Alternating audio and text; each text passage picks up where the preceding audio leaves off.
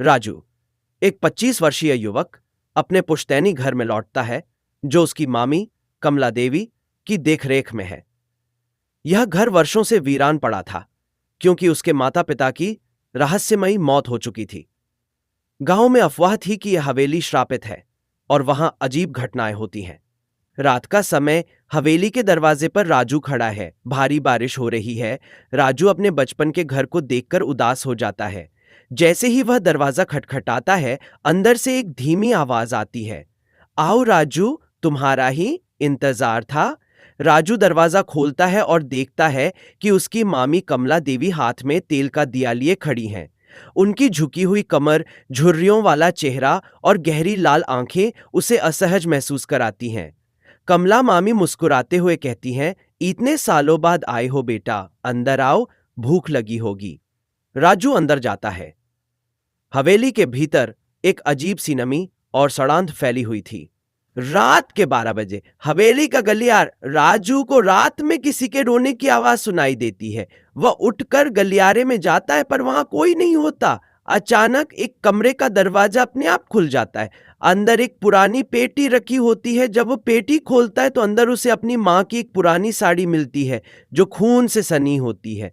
तभी पीछे से मामी की आवाज आती है, पुरानी चीजों को छूना मत बेटा, कुछ राज दफन ही रहने दो। राजू डरकर पीछे हट जाता है। मामी की आंखें इस बार और ज्यादा डरावनी लग रही थी।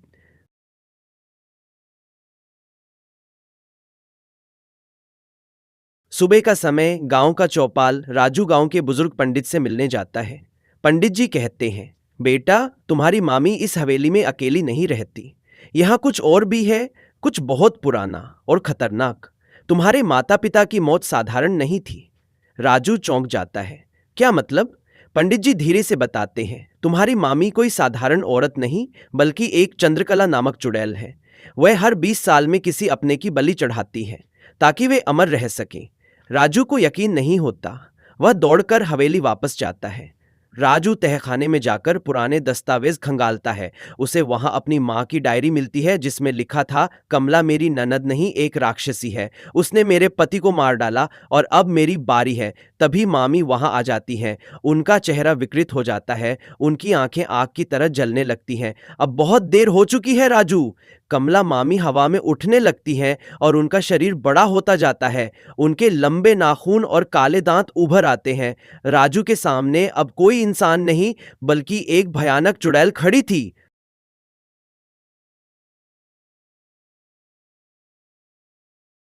गहरा जंगल, महाकाली का मंदिर। राजू किसी तरह जान बचाकर जंगल की ओर भागता है और महाकाली के मंदिर में पहुंच जाता है।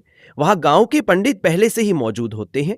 पंडित जी मंत्र पढ़ते हैं और कमला मामी मंदिर के अंदर प्रवेश नहीं कर पाती। लेकिन तभी मामी जोर से हंसती हैं। तुम सोचते हो कि मैं हार गई? नहीं राजू, मैं तो सिर्फ शुरुआत हूं। अचानक मंदिर की मूर्ति में दरारें आ जाती हैं और एक काला धुआं निकलकर राजू के अंदर समा जाता है। राजू की आंखें लाल हो जाती हैं। अब वह खुद एक नया श्राप बन चुका था। 1 साल बाद गांव में एक नई हवेली बन चुकी थी। गांव वाले अब भी डर में जी रहे थे।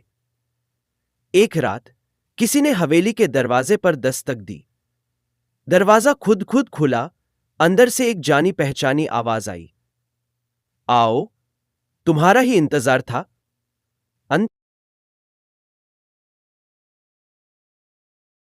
गांव में 1 साल बाद गांव वाले अब भी पिछली घटनाओं के डर से उबरे नहीं थे।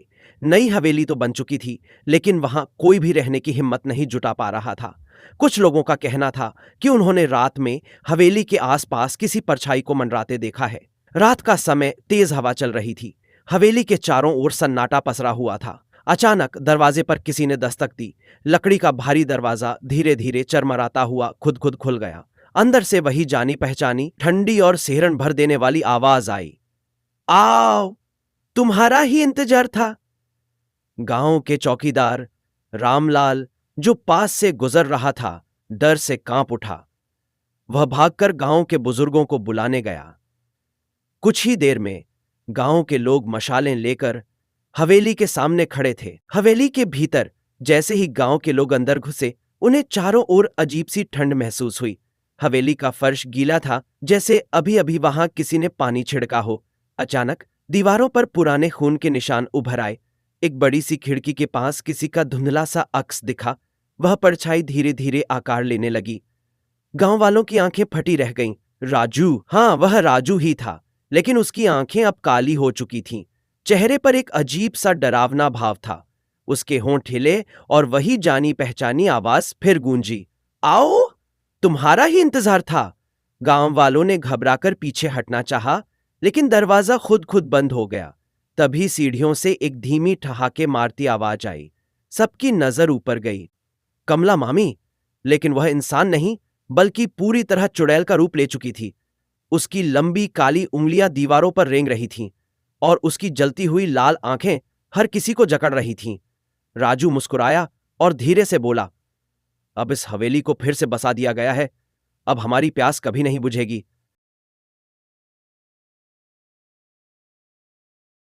गांव में अजीब घटनाएं होने लगी थीं। हर पूर्णिमा की रात हवेली के आसपास रहस्यमयी परछाइयां घूमती दिखती। रात में हवेली से अजीब सी फुसफुसाहटें सुनाई देती। कुछ लोग दावा करते कि उन्होंने वहां राजू और कमला मामी की झलक देखी, मगर वो अब पहले जैसे नहीं थे। उनकी आंखें काली, चेहरे विकृत और शरीर धुएं की तरह उड़ता सा लगता था। गांव का माहौल डरावना हो चुका था। लोग अब सूरज ढलने के बाद घरों से बाहर नहीं निकलते थे। जो कोई भी गलती से हवेली के पास जाता, वो या तो लौटकर नहीं आता या फिर मानसिक रूप से विक्षिप्त हो जाता। गांव के बुजुर्गों ने तय किया कि अब इस श्राप को खत्म करना होगा। उन्होंने पंडित त्रिवेणी बाबा को बुलाया, जो तांत्रिक विद्या में निपुण थे। महाकाली का मंदिर। मध्य रात्रि त्रिवेणी बाबा ने गांव के कुछ युवा लड़कों को अपने साथ लिया और आधी रात को महाकाली के मंदिर में विशेष अनुष्ठान करने लगे।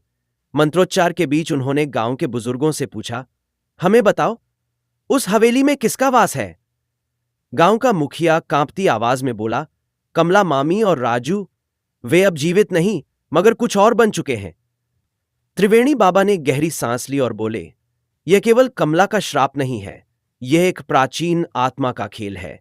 कोई है जो हवेली को अपनी शक्ति से चला रहा है। अगर हमें इसे रोकना है तो हमें हवेली के तहखाने में छिपे रहस्य को खोजना होगा। त्रिवेणी बाबा, मुखिया और कुछ युवाओं के साथ हवेली की ओर बढ़े। हवेली के पास पहुंचते ही अंधकार और गहरा हो गया। हवा में सड़ान थी और हवेली के दरवाजे अपने आप चरमराते हुए खुल गए, जैसे वे उनका इंतजार कर रहे हों। अंदर घुसते ही दीवारों पर खून के ताजे निशान उभर आए।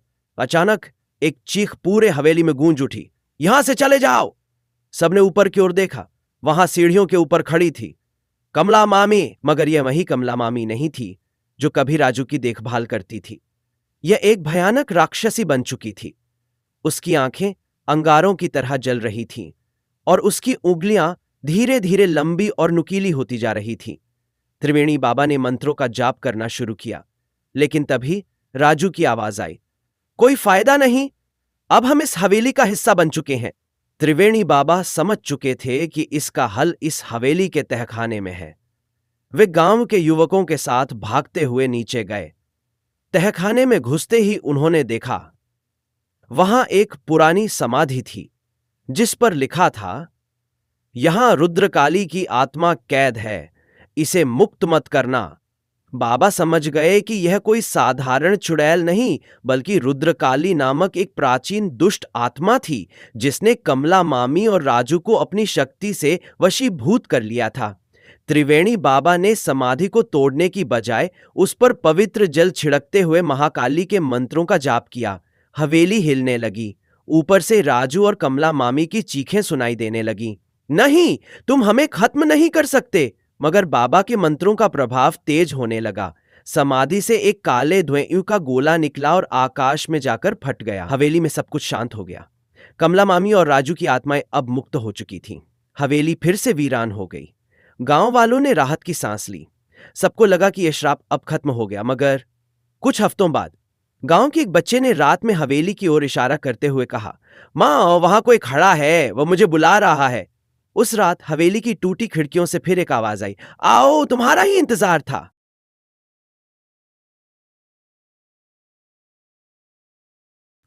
गांव में सिहरन दौड़ गई। बच्चा रोते हुए मां की गोद में छिप गया। और लोग एक बार फिर हवेली की ओर देखने लगे। कौन था जो बुला रहा था? क्या कोई आत्मा अब भी वहां भटक रही थी? रात गहरी हो चुकी थी। कमला मामी, जिसने पहले कभी इस हवेली का नाम भी नहीं सुना था, अब अचानक चर्चा का विषय बन गई थी। क्या यह किसी भूले बिसरे भूत का नाम था या फिर कोई पुराना राज? रात 12 बजे गांव के कुछ बहादुर युवक, जिनमें रामू, किशन और मोहन शामिल थे, हाथों में मशालें लिए हवेली की ओर बढ़े। उनके पीछे गांव के कुछ बुजुर्ग और महिलाएं भी खड़ी थीं, जो दूर से यह सब देख रही थीं। हवेली के पास पहुंचते ही ठंडी हवा का एक झोंका आया और उनकी मशालें कांपने लगीं। तभी हवेली की टूटी खिड़कियों से वही आवाज फिर से आई, आओ, तुम्हारा ही इंतजार था। दरवाजा खुद खुद चरमराता हुआ खुल गया। अंदर घना अंधेरा था, लेकिन हवा में कुछ अजीब सा था, जैसे किसी की निगाहें उन पर टिकी हों। रामू ने कांपते हुए अंदर झांका। धूल और जाले से भरे कमरे के बीचों बीच एक पुरानी कुर्सी पर कोई बैठा था। उसकी परछाई दीवारों पर नाच रही थी। किशन ने हिम्मत जुटाकर पूछा, कमला मामी? सबकी रूह कांप गई। हवेली की दीवारों से सिसकियों की गूंज उठी। क्या यह आत्मा सच में कमला मामी थी या कोई और रहस्य छिपा था?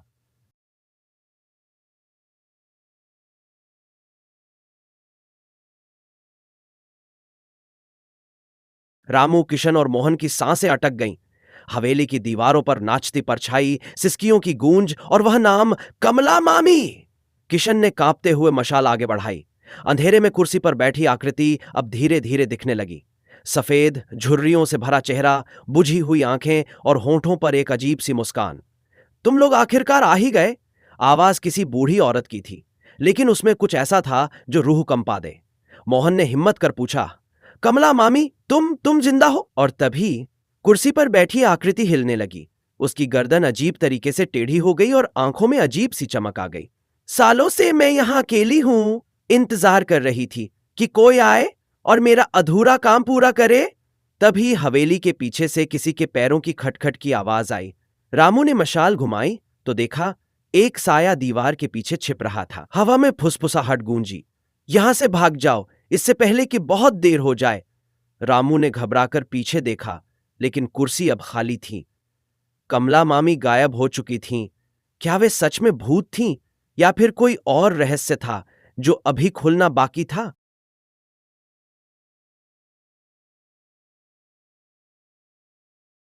गांव में सन्नाटा पसरा था, लेकिन हवेली के अंदर तूफान उठ चुका था। रामू, किशन और मोहन की आंखों में खौफ साफ झलक रहा था। कमला मामी की परछाई दीवारों पर अजीबोगरीब हरकतें कर रही थी, जैसे किसी और ही दुनिया से आई हो। तुम यहां नहीं बचोगे? उसकी आवाज अब गूंजने लगी थी, जैसे चारों ओर से आती हो। मोहन ने डरते डरते दीवार पर टंगी एक पुरानी तस्वीर पर हाथ रखा। तस्वीर धूल से ढकी थी, लेकिन उसमें कुछ ऐसा था जिसने उसके रोंगटे खड़े कर दिए। एक आदमी की आंखें खून से लथपथ थी और उसके गले में फांसी का फंदा झूल रहा था। तभी हवेली के फर्श से खून की मोटी धाराएं निकलने लगीं। वे तीनों घुटनों के बल गिर पड़े। खून उबल रहा था। उसमें से निकलती चीखें हवेली को और भयावह बना रही थीं। कमला मामी कौन थी?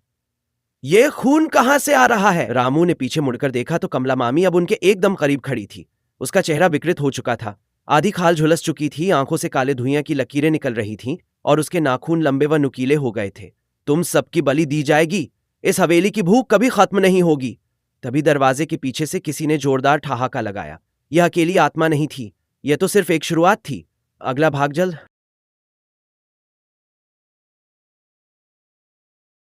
दरवाजे के पीछे से गूंजती हुई वह भयावह हंसी पूरे माहौल को और डरावना बना रही थी। मोहित ने कांपते हाथों से टॉर्च का बटन दबाया, लेकिन अंधेरा और गहरा हो गया, मानो रोशनी खुद इस साये से डरकर भाग गई हो। कौन है वहां? मोहित ने हिम्मत जुटाकर पूछा। कोई जवाब नहीं आया, लेकिन ठंडी हवा का एक झोंका उसके चेहरे से टकराया। तभी एक खुरदुरी मगर धीमी फुसफुसाहट ने उसके कानों में सरसराहट की।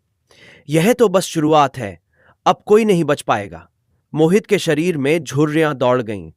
अचानक पीछे की दीवार पर एक परछाई उभरी। लंबी, टेढ़ी मेढ़ी, जैसे इंसान की हो, लेकिन इंसानी नहीं। मोहित के दिल की धड़कन तेज हो गई। उसके सामने अब सिर्फ दो रास्ते थे, या तो दरवाजा खोलकर देखे कि वहां कौन है, या फिर भाग जाए और कभी इस रहस्य से पर्दा ना उठाए।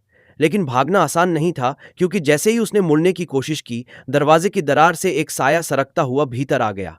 ठंडी हवा पूरे कमरे में फैल गई और फिर वही डरावनी हंसी गूंज उठी, इस बार और भी तेज। अब कोई नहीं बच पाएगा। मोहित चीखना चाहता था, लेकिन आवाज गले में ही अटक गई। मोहित की आंखें डर से फटी रह गईं। वह जहां खड़ा था, उसके पैरों के नीचे फर्श अचानक ठंडी और चिपचिपी हो गई। ऐसा लगा जैसे खून रिसकर बाहर आ रहा हो। उसने टॉर्च जलाने की कोशिश की, लेकिन रोशनी के बजाय उसमें से धुंधला लाल रंग का उजाला फूटा, जैसे किसी ने उसमें भी हवेली की स्याह आत्मा का बसेरा कर दिया हो। तभी एक जर्जर आवाज गूंज उठी, अब लौटने का समय नहीं, जो यहां आया वो कभी वापस नहीं गया। मोहित के शरीर में एक झुरझुरी दौड़ गई। उसकी सांसें तेज हो गईं, लेकिन भागने के लिए पैर जैसे जमी में धंस गए थे। अचानक दरवाजे के पीछे से एक नुकीले नाखून वाला हाथ धीरे धीरे बाहर निकलने लगा। और फिर मोहित ने कांपते हुए पीछे हटने की कोशिश की, लेकिन उसके पैर जैसे जमीन में जम चुके थे। दरवाजे के पीछे से निकलता वह सड़ा गला हाथ अब और भी आगे बढ़ चुका था। उसकी नुकीली उंगलियां मोहित के चेहरे से बस कुछ इंच की दूरी पर थीं। बचाओ! मोहित ने चीखने की कोशिश की, मगर उसकी आवाज जैसे किसी ने छीन ली हो। अचानक हवेली की दीवारों पर लगी पुरानी पेंटिंग्स अपने आप हिलने लगीं और उनमें मौजूद चेहरों की आंखों से खून बहने लगा। तूने इस जगह में कदम क्यों रखा? वही डरावनी आवाज फिर गूंजी, इस बार और भी नजदीक से। मोहित की धड़कन तेज हो गई। वह जानता था कि अगर उसने अब भी कुछ नहीं किया तो वह भी इसी हवेली का एक हिस्सा बन जाएगा, हमेशा के लिए। लेकिन अब सवाल था, क्या वह इस मौत के जाल से बच पाएगा, या फिर यह अंधेरा उसे हमेशा के लिए निगल लेगा?